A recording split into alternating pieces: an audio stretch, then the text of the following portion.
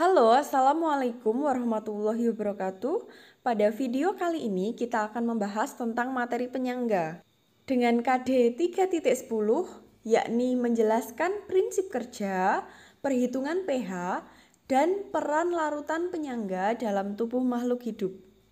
Jadi ada 3 submateri pada materi penyangga. Yang pertama itu prinsip kerja, yang kedua perhitungan pH, dan yang ketiga peran larutan penyangga dalam tubuh makhluk hidup. Sebelum kita mempelajari tentang ketiga submateri tersebut, mari kita mempelajari tentang apa sih sebenarnya larutan penyangga itu.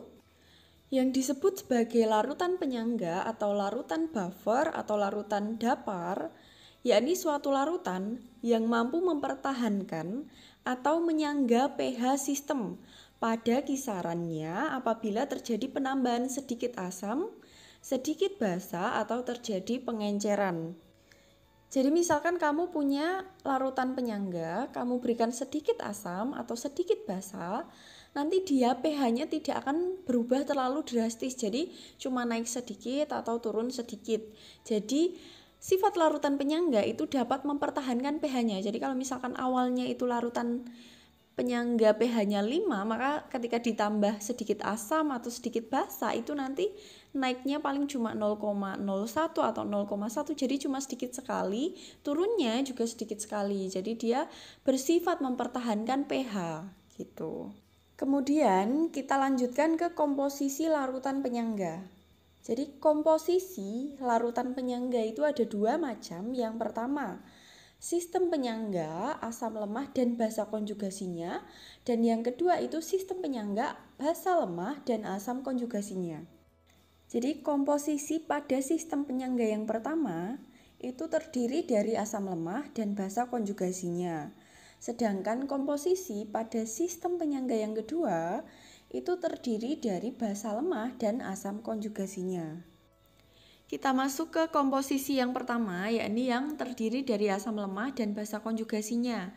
Misalkan nih kita punya campuran larutan CH3COH dan CH3COONA, ternyata setelah kita lakukan percobaan dengan penambahan sedikit asam atau dengan penambahan sedikit basa, ternyata kedua campuran ini itu membuat pH-nya itu relatif stabil, jadi tidak naik terlalu tinggi atau tidak turun terlalu tinggi. Alasannya kenapa? Mari kita uraikan menggunakan reaksi. Yang pertama ada CH3COH tadi. CH3COH ini merupakan asam lemah sehingga dia akan terionisasi sebagian. Ingat ya, kalau asam kuat itu kan terionisasinya sempurna. Kalau asam lemah itu terionisasi sebagian sehingga panahnya itu bolak-balik, yang satu ada yang ke kanan, yang satu panahnya ke kiri. Jadi reaksinya bolak-balik, CH3COH reaksi bolak-balik menjadi H+ dan CH3COO-. Jadi yang terionisasi itu sebagian, yang sebagian itu balik menjadi molekul CH3COH kembali gitu. Kemudian ada satu lagi, tadi ada CH3COONA, dia akan terurai menjadi ion Na+ dan ion CH3COO-. Tadi kan ini namanya sistem penyangga asam lemah dan basa konjugasinya. Nah, di sini ada nggak asam lemah dan basa konjugasinya? Ternyata ada. Asam lemahnya itu si CH3COH dan basa konjugasinya itu si CH3COO-. Ingat, basa konjugasi itu hanya hilang satu. Jadi protonnya hanya itu hilang satu. Jadi kalau CH3COH hanya yang di belakang itu hilang, maka kan jadi CH3COO- itu si basa konjugasinya. Nah, ternyata si basa konjugasinya atau CH3COO-nya ini ada 2, yang atas 1, yang bawah 1. Nah, nanti di perhitungannya itu seharusnya kan dijumlahkan. Si basa konjugasi dari atas 1 sama bawah 1 itu dijumlahkan. Tetapi karena yang atas itu dianggap terlalu kecil, tadi kan si asam lemahnya itu terurai sebagian, jadi kan yang terurai cuma sebagian, konsentrasinya kecil sekali, maka diabaikan, sehingga dianggap basa konjugasi itu hanya berasal dari si garamnya saja. Kalau kamu amati di sini itu ada satu reaksi bolak-balik. Karena ada reaksi bolak-balik, maka berlaku rumus kesetimbangan. Kesetimbangan itu ada ya di semester 1 kemarin, jadi salah satu syarat kesetimbangan itu reaksinya harus bolak-balik. Rumus kesetimbangan yaitu hasil kali konsentrasi kanan atau hasil kali konsentrasi produk dipangkatkan koefisien dibagi hasil kali konsentrasi kiri atau hasil kali konsentrasi reaktan dipangkatkan koefisien.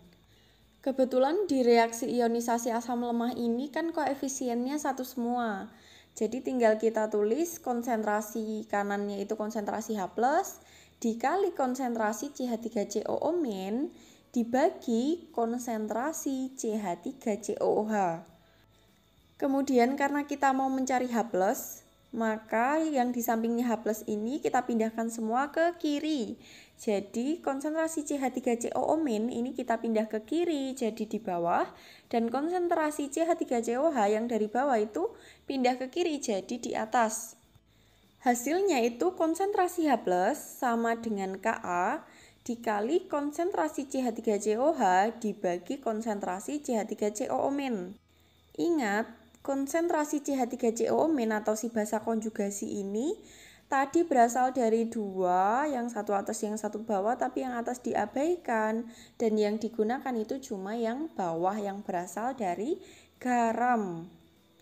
Di bagian molaritas CH3COH atau konsentrasinya CH3COH dan konsentrasi CH3COO- ini bisa kita ubah menjadi N per volume atau mol per volume. Ingat, rumus molaritas itu sama dengan mol per volume. Jadi ini bisa kita ubah menjadi mol CH3COH dibagi volume CH3COH dibagi molnya CH3COO- dibagi volumenya CH3COO-. Karena larutan penyangga ini berada di dalam satu wadah, ini kan tadi kita mencampurkan CH3COH dan CH3COONA dalam satu wadah yang sama. Berarti volumenya itu juga sama. Nah, maka ini volumenya karena sama itu bisa dicoret sehingga rumusnya itu menjadi H+ sama dengan Ka dikali mol asam dibagi mol basa konjugasinya. Nah, tidak terasa ya ternyata submateri perhitungan pH itu sudah kita bahas barusan. Kemudian mari kita lanjutkan ke submateri yang prinsip kerjanya. Tadi pengertian dari larutan penyangga itu kan dapat mempertahankan pH apabila ditambah asam atau basa. Nah, penjelasannya bagaimana, prinsip kerjanya bagaimana, kenapa kok bisa mempertahankan pH? Mari kita amati reaksi yang tadi. Pada larutan selain larutan penyangga, jika ditambahkan banyak OH- atau banyak pembawa sifat basa, maka dia akan menaikkan pH dengan sangat drastis. Jadi kalau di dalam larutan itu banyak OH-nya, maka akan menaikkan pH. Sedangkan kalau di dalam larutan itu ditambahkan banyak H+, jadi di situ jadi terbentuk banyak H+, maka pH-nya akan turun secara drastis. Lain halnya dengan larutan penyangga. Jadi kalau pada larutan penyangga, misal pada sistem penyangga asam lemah dan basa konjugasi ini, pada reaksi ini, misal kita tambahkan asam atau H+, maka H+-nya ini tidak akan menurunkan pH dengan drastis karena H+ akan bereaksi dengan basa konjugasi, membentuk asam lemah atau CH3COOH. Jadi di dalam larutan buffer itu H+ ketika ditambahkan itu akan langsung bereaksi sehingga H+-nya akan hilang karena dia akan bereaksi dengan CH3COO- dengan basa konjugasi membentuk asam lemah. Nah, kalau H+-nya yang dimasukkan itu bereaksi, maka kan jumlah H+ yang ada di sistem penyangga itu kan tidak bertambah terlalu signifikan sehingga pH-nya itu akan dipertahankan, jadi tidak akan turun drastis. Begitu juga ketika terjadi penambahan basa atau penambahan OH-. Pada penambahan basa atau OH-, dia akan bereaksi dengan si asam lemahnya atau CH3COOH-nya membentuk CH3COO- atau basa konjugasi dan air atau H2O. Sehingga tidak semua OH- yang dimasukkan ke dalam larutan itu langsung menaikkan pH. Tidak semuanya langsung menaikkan pH. Kenapa? Karena OH-nya itu bisa bereaksi dengan asam lemah, menghasilkan basa konjugasi dan air. Sehingga tidak semua OH- itu akan langsung menaikkan pH. Dia bisa bereaksi sehingga jumlah OH-nya itu tidak naik secara signifikan karena sudah bereaksi dengan si asam lemahnya tadi. Oleh karena itu, dia bisa mempertahankan pH walaupun ditambahkan suatu basa. Perhitungan pH sudah, kemudian prinsip kerja sudah. Ada satu tambahan lagi yang ingin saya sampaikan. Sistem penyangga asam lemah dan basa konjugasinya ini bisa terbentuk dengan dua cara. Jadi kamu bisa membuat sistem penyangga ini menggunakan dua cara. Yang pertama caranya dengan mereaksikan asam lemah. Jadi kamu masukkan asam lemah ke dalam wadah, kemudian kamu masukkan lagi CH3COONA secara langsung ke dalam wadah. Jadi ada asam lemah sama garam yang mengandung sisa asam dari asam lemah itu tadi, kamu campur secara langsung. Itu nanti bisa langsung membentuk sistem penyangga.